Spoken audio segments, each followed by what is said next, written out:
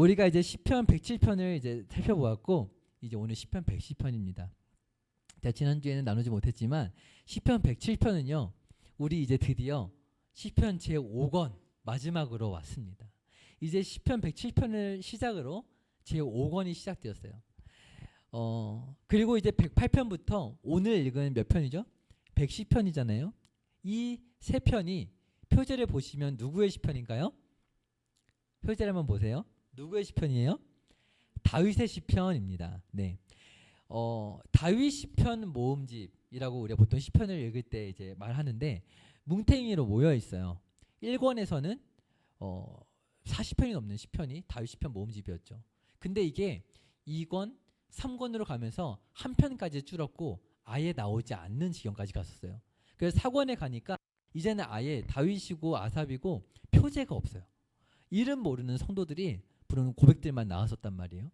근데 그 과정에서 이제 그 암울했던 3권의 그 정말 하나님께서 왜 도대체 이스라엘 멸망시키셨는가 물음표가 가득했던 그 시편들이 이제 4권에 이르러서 조금씩 느낌표로 바뀌기 시작했었어요. 그리고 이제 오늘 5권에 이르니까 다윗 시편이 등장하기 시작한 거예요. 그리고 우리 처음에 우리 한 2달 됐나요? 우리가 시편 7편과 18편을 나누면서 마지막 144편을 나눈 적이 있었어요. 우리 기억이 안 나시겠지만 그 144편도 다윗 시편이었어요. 그래서 제가 뭐라고 했었냐면 마지막 제 시편 5권에 다윗의 시편이 마지막에 등장하면서 시편이 마친다 라고 말씀을 드렸었어요. 근데 오늘 이제 추가로 말씀을 드리면 오늘 읽은 시편 110편이요. 이 5권 107편부터 150편까지의 이 시편을 시작하고 마치는 역할을 하고 있어요. 다윗 시편이요. 그래서 오늘 우리가 읽은 이 110편은요. 이 5권을 시작하는 역할을 하는 거예요.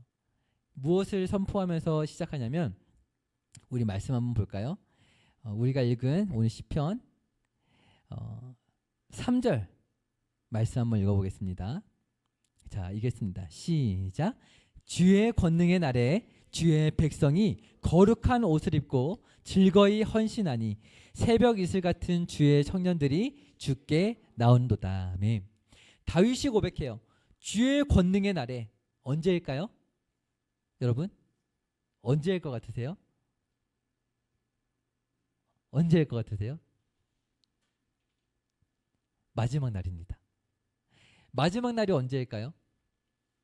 보통 마지막 때, 마지막 날이라고 하는데요. 그 마지막 때라고 할 때는요. 지금 예수님께서 이미 초림하셨죠. 처음 오셨어요. 그리고 이제 재림하실 거잖아요. 이 기간을 말해요. 마지막 때가 언제라고요? 재림하시기 전까지를 마지막 때라고 합니다. 그러면 마지막 날이라고 할 때는 보통 언제냐면 마지막 최후 심판 날을 말해요. 그때가 언제인지 여러분 알까요? 모를까요? 몰라요. 예수님도 아버지께서만 아신다고 하셨어요. 그래서 이제 예수님께서 재림하시는 그 날을 지금 손꼽아 기다리고 있어요. 예수님도 이제 기다리고 계시고 우리도 기다리고 있습니다.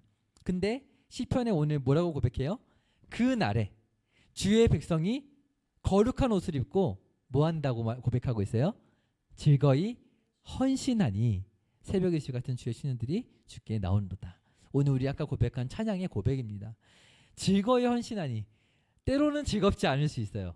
근데 오늘 이 예배의 자리에서 우리가 믿음의 고백을 할 수 있는 것은 우리 안에 성령께서 계시고 그것을 인내하게 하시는 그 은혜가 있기 때문에 우리가 믿음으로 찬양할 수 있는 줄 믿습니다. 그래서 오늘 우리가 나눌 것은요.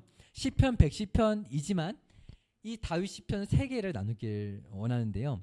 이 108편부터 110편이 어떤 노래를 하면서 이제 이 시편의 대장정을 마치고 있을까 한번 살펴보도록 하겠습니다. 자, 첫 번째로 따라해 볼게요. 응답하시는 하나님. 우리가 시편 108편으로 한번 가보면 좋겠어요. 다윗의 시편이 등장하면서 이제 이런 고백으로 이 시편의 대장정을 마치고 있어요. 우리 시편 108편 1절부터 2절까지의 말씀 같이 읽어보겠습니다. 자, 준비됐죠? 시작. 하나님이여 내 마음을 정하여 싸우니 내가 노래하며 나의 마음을 다하여 찬양하리로다. 비파야 수구마 깰지어다. 내가 새벽을 깨우리로다. 아멘. 저는 이 시편 5권에 나오는 찬양들이 너무 좋아하는데 이 시편도 너무 좋아하는 찬양이 있어요. 한번 기회가 있으면 좋겠는데 너무 멋있는 시편 아닌가요? 그 요즘 유튜브에 돌아다니는 공동체 성경 읽기 여러분 아시죠? 그 노래 나오면서 막 나오잖아요. 한번 들어보세요. 진짜 멋있어요. 이 시편 진짜 멋있어요. 다윗이 노래하는 거예요. 시간이 언제인 것 같으세요? 지금 어둑한 새벽인 것 같아요. 말씀 보니까 내 마음을 정하였사오니 나의 마음을 다하여 찬양하리로다 하면서 그 어둑한 새벽에 비파야 수금아 깰지어다 이렇게 말하는 거예요. 내가 새벽을 깨우리로다. 잠자던 비파와 수금을 깨웁니다. 시적인 표현이죠. 비파와 수금은 아직 잠들어 있었어요. 왜냐하면 아직 날이 어둡기 때문입니다. 그러나 다윗은 새벽을 깨우며 찬양하기로 마음을 정했어요. 모든 만물이 잠잠한 그때 다윗은 깨어나서 자신과 함께 찬양할 것을 비파와 수금에게 명령합니다. 그리고 온 천지에 명령해요. 여러분 새벽에 뭐 야식 먹으러라도 새벽에 나가본 적 있죠? 새벽에 엄청 조용하지 않아요? 저는 한번 열대야가 왔을 때 막 38도 막 이러잖아요. 맞나요? 그 정도 되죠. 근데 갑자기 정전이 난 거예요. 선풍기 에어컨 막 틀어놓고 자고 있는데 정전이 됐어요. 어떻겠어요? 숨이 턱 막힐 거 아니에요. 약속이나 한 듯이 사람들이 다 기어 나오기 시작한 거예요. 좀비처럼. 근데 새벽에 딱 나와서 처음 느낀 게 가로등만 있어서 괜찮았다 생각했는데 가로등도 정전돼서 꺼지고 간판도 꺼지니까 진짜 죽은 도시 같은 거예요. 그 적막 가운데 생각해 보세요. 다윗처럼 비파야 수금아 깰지어다. 내가 새벽을 깨우리로다 하는 선포를 한다면 쩌렁쩌렁 울리지 않겠어요? 그런 장면을 한번 상상해 보세요. 그 찬양은 어떤 찬양인가? 구체적으로 우리 3절과 4절 3절부터 한번 읽어보겠습니다. 3절입니다. 시작. 여호와여 내가 만민 중에서 주께 감사하고 문나라 중에서 주를 찬양하오리니. 아멘. 만민과 문나라 가운데 들리도록 선포하는 거예요. 만민 가운데 문나라 가운데 주를 찬양하오리니. 그렇게 울려 퍼져야만 하는 내용의 그런 선포고 찬양이라는 거예요. 그런 찬양을 이 시편 마지막에 이 마지막 때에 고백한다는 거예요. 4절도 읽어볼까요? 시작. 주의 인자하심이 하늘보다 높으시며 주의 진실은 궁창에까지 이르나이다. 아멘. 주의 인자하심과 진리, 진실에 대해서 노래하고 있습니다. 여러분 주의 인자하심, 이 주의 헤세드, 무조건적인 사랑, 저는 이것을 어버이달을 맞이해서 영원하고 다함이 없는 사랑이라고 표현할 수 있을 것 같아요. 여러분 이러한 사랑 경험해 보셨나요? 상상해 볼 수 있다면 여러분 이미 축복받은 존재예요. 하나님께서는 이 주의 인자하심에 대해서 어떻게 배우게 하셨냐면 여러분의 부모님을 통해 배우게 하셨습니다. 사람은 자신이 경험한 것까지만 상상할 수 있고 꿈꿀 수 있거든요. 그래서 여러분의 부모님의 사랑을 생각한다면 그러면 하나님의 사랑을 여러분 상상할 수 있을 거예요. 그것이 가능하게 되었다면 여러분 축복받은 존재인 줄 믿습니다. 그런 사랑을 모르는 친구들도 있어요. 모르는 사람들도 있어요. 그런 사람들은 정말 큰 은혜가 필요합니다. 그런데 우리는 이미 그 주의 인자하심이 어떠한지 부모님을 통해서 배웠고 그리고 예배의 자리 가운데 앞으로도 더 경험하게 될 줄 믿어요. 그것에 대해서 노래하라라는 거예요. 이 마지막 때의 우리의 찬양은 그런 것이 되어야 한다는 것이죠. 그래서 가정의 달에 여러분 효도해야 되겠죠. 근데 그때에 여러분 기억했으면 좋겠어요. 하나님의 그 다함 없는 사랑이 바로 이런 것이구나. 네, 바로 이런 것이 하나님의 사랑이구나. 경험했으면 좋겠습니다. 우리 5절도 같이 읽어보겠습니다. 어떤 찬양을 고백할까? 시작. 하나님이여 주는 하늘 위에 높이 들리시며 주의 영광이 온 땅에서 높임 받으시기를 원하나이다. 아멘. 네, 하늘 위에서와 그 아래 온 땅에서 그 주의 인자하심과 진리가 찬양받기에 합당하다는 거예요. 우리만 기억하고 우리만 고백할 것이 아니라 그래서 여러분의 부모님께서 믿음이 있으시다면 그 사랑으로 여러분을 헌신하고 섬겨주셨던 것은 이 주의 인자하심을 하늘 위에서와 온 땅 가운데 우리가 찬양하게 하시기 위해서 그렇게 여러분을 섬기셨던 것이라고 저는 믿어요. 만약에 하나님을 믿지 않는 부모님이라 할지라도 하나님께서는 일반적인 은혜 가운데 가정에 그런 은혜를 허락하신 거예요. 그래서 우리가 정말 이 땅에 하나님의 사랑밖에 없구나 라는 것을 고백할 수 있도록 우리 가정을 허락하신 것이죠. 그래서 6절을 보니까 이렇게 또 고백합니다. 주께서 사랑하시는 자들을 건지시기 위하여 우리에게 응답하사 오른손으로 구원하소서. 여러분 2절에 비파야 수구만 깰지어다 라고 고백했죠. 오늘 이 다윗의 시편이 왜 이 108편에 이렇게 등장하고 있을까? 여러분 이것은 그냥 어느 날 다윗이 평안함으로 나라를 통치하던 가운데 새벽에 고백했던 찬양일 수 있어요. 그런데 오늘 이 시편 108편이 이 5권에 등장하면서는 어떤 의미를 갖고 있냐면 비파와 수금이 왜 잠자고 있는지 우리는 생각해 봐야 해요. 왜 비파와 수금이 잠자고 있었을까요? 그 이유는 다윗에게 주셨던 하나님의 그 신실하게 지키시겠다고 하셨던 약속이 무너졌기 때문입니다. 그렇기 때문에 비파와 수금에 먼지가 쌓이고 잠잠하게 울려 퍼지지 않고 있었던 거예요. 하지만 이제 다윗은 간구합니다. 이제 나의 간구를 들으시고 응답하사 구원하여 주시옵소서. 다윗은 그의 일생에 자신에게 주셨던 언약이 무너지는 것 같은 순간을 많이 경험했어요. 그런데 그 약속이 왜 무너졌던 것일까요? 왜 무너졌던 것일까요?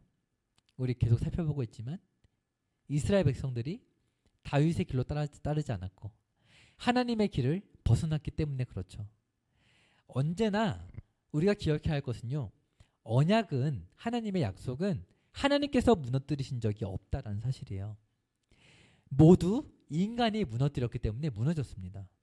여러분 다윗이 하나님의 약속을 어기고 무너뜨렸던 사건 혹시 기억나시나요? 저는 바세바의 사건을 기억하는데 왜냐하면 우리가 시편 51편을 살펴본 적이 있기 때문에 그래요. 그때 정말 절절한 기도를 다윗이 드렸던 걸 여러분 기억하실 거예요.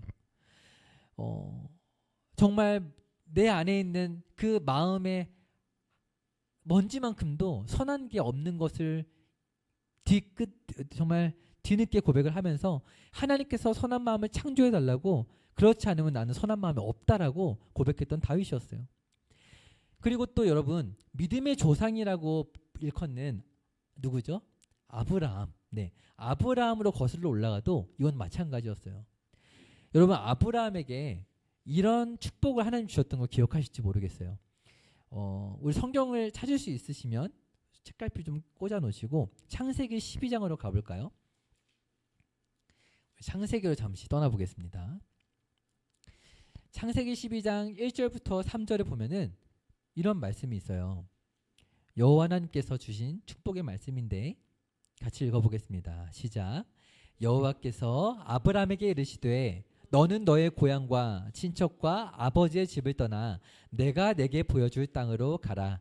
내가 너로 큰 민족을 이루고 내게 복을 주어 내 이름을 창대하게 하리니 너는 복이 될지라. 너를 축복하는 자에게는 내가 복을 내리고 너를 저주하는 자에게는 내가 너로 말미암아 복을 얻을 것이라 하신지라. 아멘. 복의 범위가 어디까지예요? 3절 보니까 2절에 보니까 너로 큰 민족을 이루겠다 하셨죠. 근데 그 복을 그래서 주셔서 민족을 이루게 하실 건데 3절 보니까 범위가 나와요. 어디까지인가요? 땅의 모든 족속입니다. 네, 땅의 모든 족속이에요. 이때부터 이미 이스라엘을 택하신 이유가 나와 있죠. 이스라엘만 구원하기 위해 택하셨나요? 그렇지 않아요. 이스라엘을 하나님께서 택하신 이유는 그들이 본보기가 되게 하시기 위함이었고 우리가 시편을 통해 살펴보았던 것처럼 그들이 어떤 본보기가 되었어요? 안타깝지만 넘어짐의 본보기가 되었어요. 연약하구나 사람은. 다윗에게 주셨던 약속이 어마어마해 보였는데 그 흔들리지 않을 것 같았던 약속도 무너질 수가 있구나 라는 것을 우리는 살펴봤었어요. 근데 그 약속이 무너지는 건 하나님이 무너뜨린 게 아니라고 제가 지금 말씀을 드렸죠. 보세요. 아브라함이 이 축복을 받았어요. 엄청난 축복이죠. 근데 18장으로 넘어가 보시겠어요? 몇 페이지만 넘겨보세요. 창세기 18장 12절. 아브라함과 그 아내 사라에게 이런 축복을 주셨습니다. 하나님께서 그 어느 날 나그네의 모습으로 현현하셔서 마치 예수님처럼 눈에 보이는 사람의 형상으로 찾아오셨어요. 그런데 나그네를 대접해야겠다 이런 선한 마음으로 대접을 하는데 이제 그들이 이제 예언을 하기 시작하는 거죠. 근데 하나님의 약속을 주시는 거예요. 하나님께서. 근데 자녀를 하나님께 주실 거라고 하는데 뭐라고 지금 반응하는지 보세요. 18장 12절 말씀입니다. 시작. 사라가 속으로 웃고 이르되 내가 노쇠하였고 내 주인도 늙었으니 내게 무슨 즐거움이 있으리요. 아멘. 네, 연약함을 여실히 보여주는 장면이에요. 속으로 웃고 이르되 내가 노쇠하였는데 이렇게 비웃었어요. 근데 이것을 그 나그네들이 알고 하나님이 아시고 너가 웃었다라고 그렇게 말씀하십니다. 그리고 그 전에 17장 17절을 보면은 아브라함도 심지어 이렇게 기록되어 있어요. 17절 읽겠습니다. 시작. 아브라함이 엎드려 웃으며 마음속으로 이르되 100세 된 사람이 어찌 자식을 낳을까? 사라는 90세니 어찌 출산하리요? 하고 이 부부 모두가 이걸 믿지 못했던 거예요. 하나님의 약속이 아무리 커도요. 우리가 믿지 못할 수 있는 거예요. 성경은 그걸 보여주고 있어요. 그래서 여러분 우리가 살펴보고 있는 시편도 이제 곧 마칠 텐데 이 시편도 그렇고 구약의 말씀들이 우리에게 보여주는 것은 뭐예요? 사람은 믿음의 조상 아브라함도 물론이고 이렇게 흔들리고 연약하다라는 것이죠. 그런데 그것을 우리에게 보여주는 이유가 있는 거예요. 하나님을 향한 신뢰가 그렇게 시들어가고 흔들려 갈 때에 우리에게 주신 찬양의 도구들은 잠잠하게 된다, 잠들게 된다라는 것을 오늘 우리 시편을 통해서 오늘 구약의 말씀을 통해서 우리는 고백하게 되는 거예요. 우리 아까 네 번째로 찬양했던 고백처럼 주님을 향한 신뢰가 사그러져 갈 때에 오늘 우리의 믿음은 망하는 게 아니라 어떻게 된다고 했어요? 하늘로부터 이곳에 장막이 덮이네. 우리 이렇게 찬양했잖아요. 자, 오늘 그러한 고백이 시편 가운데 있습니다. 자, 보세요. 자, 이때에 놀라운 일이 일어나요. 인간이 언약을 무너뜨리려 할 때에 오히려 하나님께서는 그 언약을 지켜내시기 위해 찾아오십니다. 우리 말씀을 찾아볼게요. 창세기 15장으로 한번 가보세요, 여러분.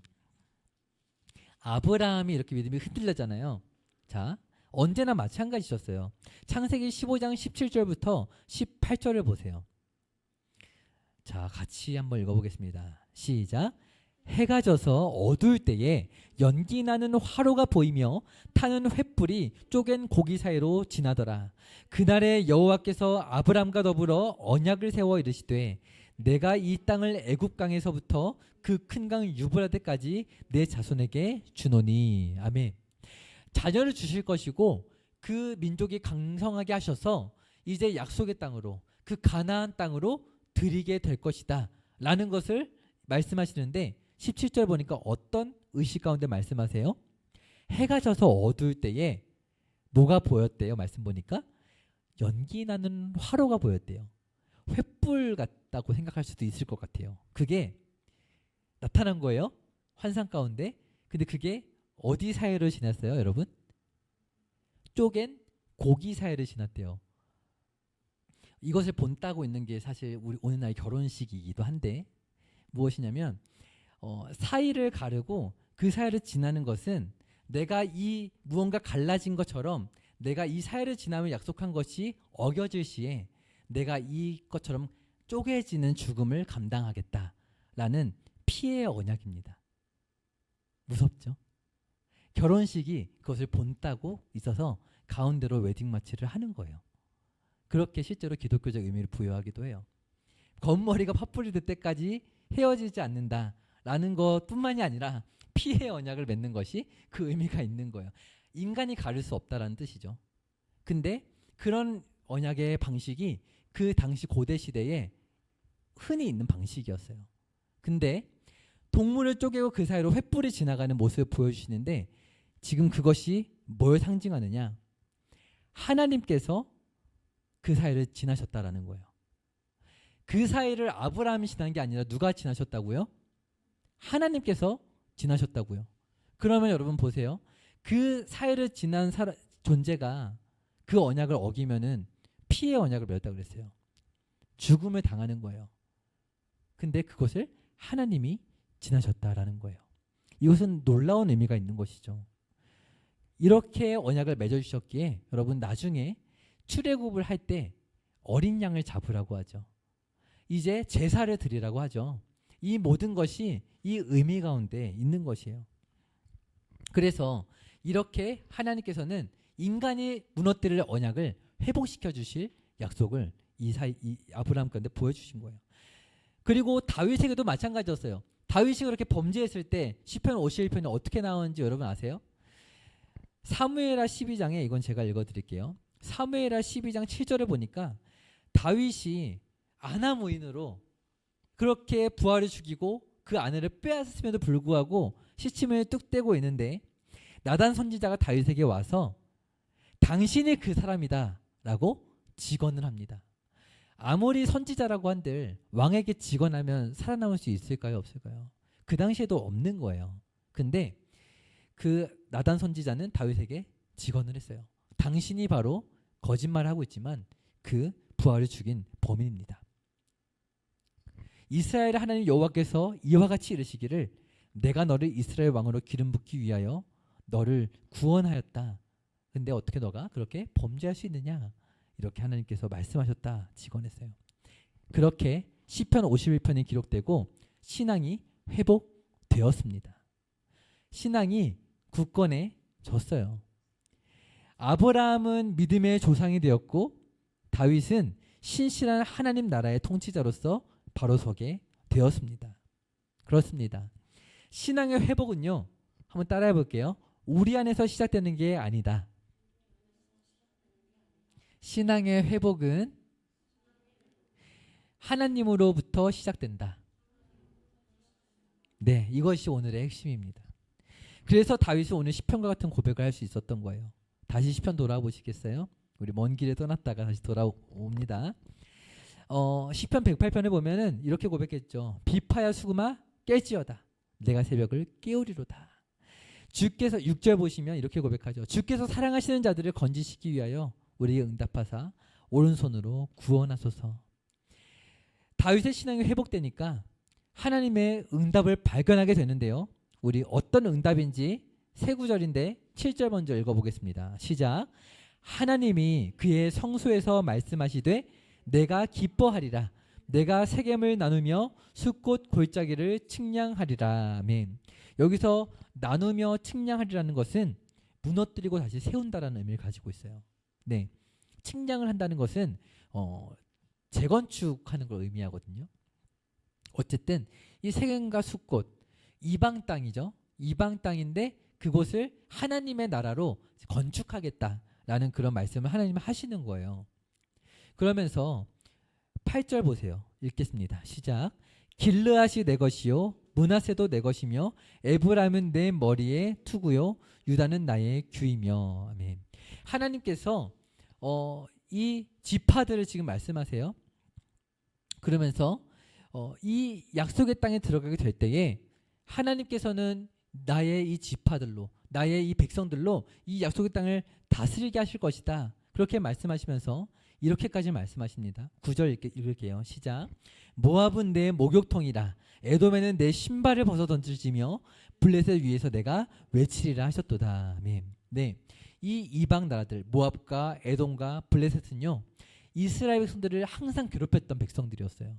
근데 이 싸워서 맨날 졌던 그렇게 괴롭힘을 당하던 이방 백성들을 뭐라고 말씀하세요?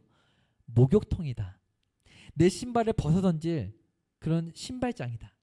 내가 그 위에서 외치리라 말씀하시는 거예요. 대적의 상대가 되지 않는다는 거예요. 여러분, 그런데 현실은 어때요? 현실은 어때요, 여러분? 이게 이스라엘은 이런 이방 나라들에 의해서 멸망당한 현실을 보여주고 있어요. 하지만 포로된 성도들은 그 현실 가운데 깨달은 게 있는 거예요. 이스라엘이라는 나라는요, 우리 안에서 시작되고 회복될 수 있는 게 아니다라는 거예요. 여러분, 여러분의 구약 말씀을 파노라마로 우리 교회에서 쭉 살펴봐왔어요. 느헤미야, 다니엘, 그런 성경들을 쭉 살펴볼 때 어떤 내용이었어요? 이방 나라의 포로로 잡혀가 있었죠. 근데 하나님은 단 한순간도 관심을 거두신 적이 없어요. 총리로 세우시고 신하로 세우시고 하면서 정말 그 포로로 잡혀가 있는 순간에도 다시 하나님 나라가 세워질 수 있도록 그렇게 하나님은 쉬지 않고 일하셨습니다. 그래서 그 포로된 성도들도 깨달은 거예요.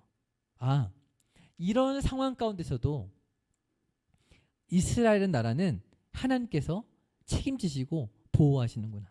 성도를 지키시는구나. 그래서 여러분, 신앙의 회복은요, 우리에게 찾아오시는 하나님으로 인해 주어진다는 것을 기억하시길 바랍니다. 아멘. 그래서 우리 108편의 11절 12절 보겠습니다. 11절 같이 읽어볼게요. 시작. 하나님이여 주께서 우리를 버리지 아니하셨나이까. 하나님이여 주께서 우리의 군대들과 함께 나아가지 아니하시나이다. 여러분, 탄식이 나오고 있어요. 하나님이여, 다윗의 때니까 전쟁이 많았을 거 아니에요. 모압과 싸우고 에돔과 싸우고 블레셋과 싸우는데 주께서 우리를 버리셔서 졌다는 거예요. 그래서 기도합니다. 우리 군대들과 함께 나아가지 아니하십니다. 그래서 졌습니다. 그러나 12절에 어떻게 고백해요? 시작. 우리를 도와 대적을 치게 하소서. 사람의 구원은 헛됨이니이다. 무엇인지를 깨달은 거예요. 사람의 구원은 헛된데 그것을 우리가 의지했군요. 그러니 우리를 이제 도와주시옵소서. 이렇게 다윗의 시편이 오늘 시편 5권에 시작되고 있는 거예요. 사실 이 108편은요, 이전에 다윗이 고백했었던 탄식 시들을 합쳐서 노래하고 있는 어떻게 보면 편곡입니다. 57편과 60편을 여러분 이제 시간 있을 때 살펴보시면 이 내용이 똑같아요. 57편과 60편의 탄식을 합쳐서 만든 시편이에요. 그리고 의도적으로 재배열하고 있는데 원래는 탄식하다가 찬양으로 바뀌거든요. 원래 탄식시가 그래요. 근데 찬양으로 시작해서 이 방금 읽었던 11절 12절에 잠깐의 탄식을 넣고 다시 확신으로 마무리하는 시편으로 편곡하고 있어요. 포로로 붙잡혀 와 있는 상황이지만 뭐예요? 이제 탄식은 지나가고 찬양이 회복된다였다는 것을 이제 성도들이 고백하고 있는 것입니다. 그래서 여러분, 우리 같이 한번 따라해보면 좋겠습니다. 어두운 밤은 지나고 빛을 발하게 하십니다. 네, 그것이 오늘 우리가 읽은 110편을 통해 다시 노래하고 싶은 것입니다. 우리 마지막으로 한번 다시 따라해 볼게요. 응답하시는 하나님을 우리가 경험하는데 또 한 가지가 있어요. 보응하시는 하나님입니다. 뭐라고요? 보응하시는 하나님. 응답하시는 하나님은 좀 긍정적인 의미를 할 수 있어요. 근데 보응하시는 하나님은 뭘까요? 심판하시는 걸 말씀하는 거예요. 우리 끝으로 짧게 109편을 이제 살펴보고 110편으로 넘어가 마칠 텐데, 여러분 109편을 보면은 굉장히 무서워요. 여러분, 우리 시편에 보면은 흔히 기도할 때 이렇게 해도 돼, 여기까지 기도해도 돼 라고 이 마지노선을 긋는 기준이기도 하거든요. 좀 웃길 수 있는데 6절 7절 한번 읽어보시겠어요? 같이 시작. 악인이 그를 다스리게 하시며 사탄이 그의 오른쪽에 서게 하소서. 여러분, 악인을 위해서, 나를 저주하는 그 악인을 위해 기도하는 거예요. 7절도 읽어보세요. 시작. 그가 심판을 받을 때 죄인이 되어 나오게 하시며 그의 기도가 죄로 변하게 하시며. 여러분, 너무하지 않나요? 지금 저주하면서 기도를 하는데 그게 죄로 변하게 해달라고까지 저주를 퍼붓고 있어요. 그리고 11절도 여러분 읽어보세요. 시작. 고리대금하는 자가 그의 소유를 다 빼앗게 하시며 그가 수고한 것을 낯선 사람이 탈취하게 하시며 19절도 보세요. 시작. 저주가 그에게는 입는 옷 같고 항상 뛰는 띠와 같게 하소서. 엄청난 기도지 않아요? 그래서 여러분 흔히 우리가 기도할 때 이렇게까지 기도해도 하나님이 봐주셔라고 하는 기준이 되겠습니다. 여러분 너무 억울하고 슬플 때 이렇게 기도할 수도 있어요. 네, 고리대금업자가 와서 이렇게 기도할 수도 있는 것 같아요. 왜 이런 저주를 하느냐? 20절 같이 읽겠습니다. 시작. 이는 나의 대적들이 곧 내 영혼을 대적하여 악담하는 자들이 여호와께 받는 보응이니이다. 아멘. 여호와께 받는 보응이라는 거예요. 여기서 나의 대적이라는 말은요, 여러분 신기한 건데 이 대적이라는 히브리어가 바로 사탄이라는 단어예요. 히브리어에서 나왔어요. 그래서 이게 원어 자체가 대적들이라는 의미예요. 그래서 우리가 마귀를 사탄이라고 불리는 이유가 여기서 나옵니다. 나는 4절 보세요. 나는 사랑하나 그들은 도리어 나를 대적하니, 이것도 사탄이라는 단어예요. 나를 대적하니 나는 기도할 뿐이라. 밑도 끝도 없이 대적하는 거예요. 진짜 나쁜 거죠. 선으로 사랑으로 다가가는데 대적하는 그런 정말 끝이 없는 나쁨. 29절도 보세요. 나의 대적들이 욕을 옷 입듯 하게 하시며 자기 수치를 겉옷같이 입게 하소서. 너무한 것 같잖아요, 기도가. 근데 여기서도 나의 대적들이 뭐예요? 사탄이에요. 사탄에게는 이러한 저주가 너무 마땅한 것이죠. 31절을 보면은 그가 궁핍한 자의 오른쪽에 서사 그의 영혼을 심판하라는 자들에게서 구원하실 것이미로다. 그 대적들 사탄은요, 어떻게 해요? 영혼을 심판하려고 특달같이 달려든다는 거예요. 여러분의 영혼을 집어삼키기 위해서, 죽음으로, 지옥으로 끌어가기 위해서. 그러한 자를 저주하는 것이 너무나 마땅하겠죠. 사람을 저주하라는 게 아니에요. 그 사람의 뒤에 있는 사탄을 우리가 대적하는 거예요. 그래서 여러분이 전도를 할 때에도 마찬가지예요. 나를 비껴서 힘들게 하고 부끄러움을 주고 지나가는 사람이 있잖아요. 그 사람을 저주하지 마시고요. 네, 그 사람의 뒤에 있는 하나님의 복음을 부끄럽게 느끼게 하는 사탄을 우리는 대적해야 하는 거예요. 나를 대적한 게 아니라 여호와를 대적한 보응이나이다, 이니이다, 이렇게 고백하고 있는 것이죠. 그래서 109편은 이렇게 하나님의 변호를 기대하고 있는 한 사람으로서의 연약한 다윗을 보여주고 있는 거예요. 위대한 사람이지만 한 성도에 불과하다는 거예요. 그래서 그에게 주셨던 약속을 이루실 위대한 존재가 이제 와야 한다라는 거예요. 그게 핵심입니다. 우리의 영혼에 대해 판단하고 심판할 것은 다윗도 할 수 없는 거고요. 우리 누구도 권한이 없습니다. 사탄의 속삭임에서 벗어나 이제 포로로 붙잡혀온 우리들을 그렇게 낙심하고 정죄할 것이 아니라 깨달은 것이죠. 이스라엘 나라는 우리 안에서 회복될 수 있는 게 아니고 우리에게 찾아오시는 하느님으로 인해 회복될 것이다. 다윗의 언약이 무너진 것 같았지만 이제 어떻게 해야 될지 하나님만 아신다 라는 게 이제 이 5권의 마지막 테마가 됩니다. 우리 그래서 109편 26절 27절 힘있게 한번 읽어보겠습니다. 시작. 여호와 나의 하나님이여 나를 도우시며 주의 인자하심을 따라 나를 구원하소서. 이것이 주의 손이 하신 일인 줄을 그들이 알게 하소서. 주 여호와께서 이를 행하셨나이다. 아멘. 나를 도우시며 주의 인자하심을 따라 나를 구원하소서 라고 고백하는 거예요. 이것이 누구의 손이 한 일이라고요? 주의 손이 하신 일이라고요. 여러분 이제 여러분의 한 주에 다가올 일들도 마찬가지예요. 여러분 시험 기간에도 기도해도 괜찮아요. 네, 그런 상황 속에서 기도하세요. 이러한 상황 가운데 주의 손이 하실 일들을 기대합니다. 제가 집중할 수 있게 도와주시고 감당할 수 있는 힘을 주세요 라고 저는 기도했었어요. 그리고 정말 그것밖에는 저에게 의지할 구석이 없었습니다. 그래서 그것을 어떻게 행하시는가 오늘 마지막으로 110편 읽고 마치겠습니다. 110편 1절로 2절 말씀 우리 같이 힘있게 읽어볼까요? 시작.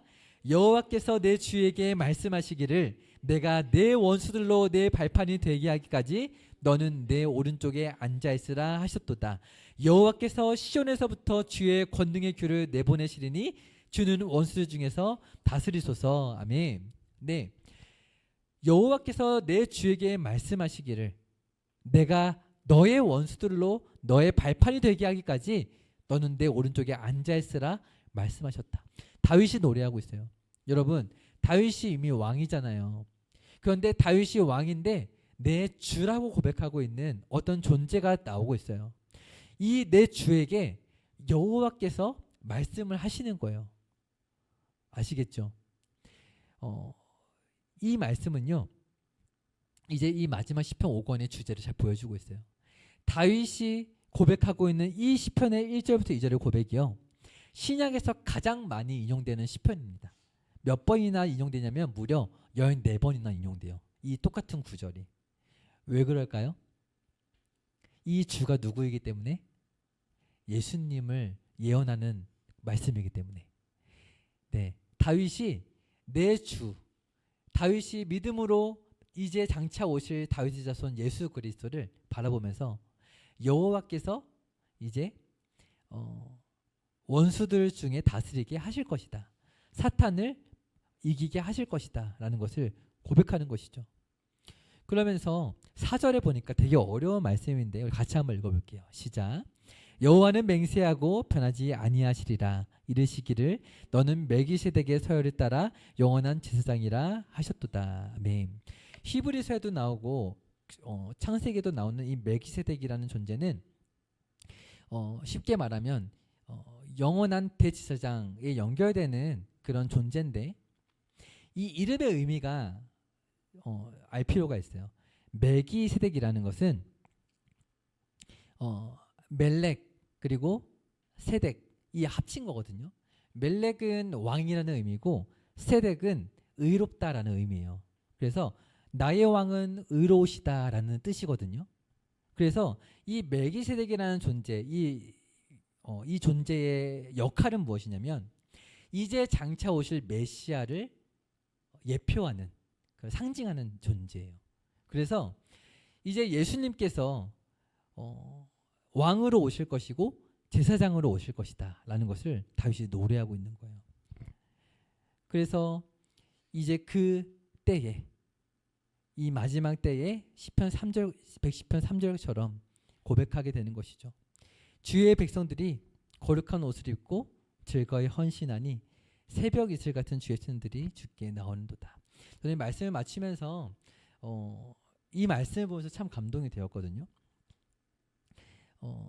저는 이 찬양을 아까 불렀잖아요, 여러분. 이게 저도 제 시대 찬양이 아니에요. 그 소리엘이라는 가수 여러분 아세요? 우리 담임 목사님께서 젊은 시절에 같이 프로듀싱을 하셨던 소리엘이라는 가수의 찬양입니다. 그런데 이 말씀이 오늘 이 자리에서 예배드리는 여러분의 정말 현실을 보여주는 그런 영적인 말씀으로 저한테 다가왔어요. 우리 같이 한번 다시 읽어보면 좋겠는데요. 3절 말씀 같이 읽어보면 좋겠습니다. 시작. 주의 권능의 날에 주의 백성이 거룩한 옷을 입고 즐거이 헌신하니 새벽 이슬 같은 주의 청년들이 주께 나오는도다. 아멘. 네. 즐거이 헌신하니. 네. 이 말씀처럼 우리가 아직은 다 모를 수 있어요. 정말 마지막 날이 온다면, 때가 온다면, 내가 이렇게 하나님 앞에 칭찬받기 위해서 그때 그렇게 헌신했구나 라고 고백할 수 있겠지만 지금은 조금 힘들 수도 있을 것 같아요. 그런데 여러분 정말 축복합니다. 여러분이 나고 자라서 이렇게 신앙생활하고 있는 우리 서울중앙교회 진짜 찾아보기 힘든 교회예요. 얼마나 많은 교회가, 저 같은 목회자는요, 분란이 없는 교회에서 목회하다가 목회를 마무리 짓는 게 꿈이에요. 그 정도로 그런 교회가 없어요. 그래서 이제 여러분은 그런 교회의 꿈을 가지고 감사한 마음으로 주님 오시는 그날까지 이 마지막 때에 즐거이 헌신하고 또 믿음의 찬양을 고백하며 나아가는 여러분 되었으면 좋겠습니다. 아멘.